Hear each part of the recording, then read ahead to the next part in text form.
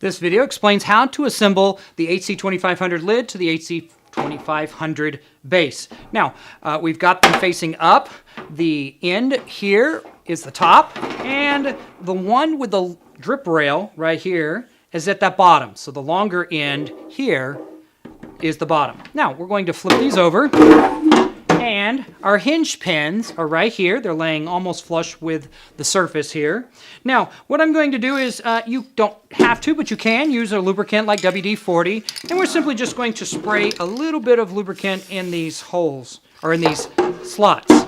I'm simply going to take this, put this on top, so I'm taking the base, putting it on top of the hinge pins, and I'm going to take a standard screwdriver here, and I'm just going to put slow pressure onto the pins,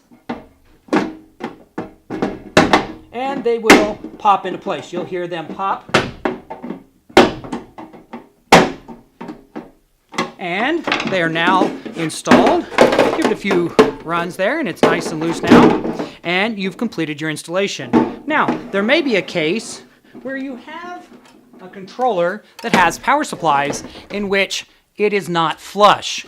If so, take this unit and simply put again the top onto the surface of the table, and then flip the unit over, and then on the edge of the table, put this on the edge of the table right here, leaving this on the table, and then put them together like that.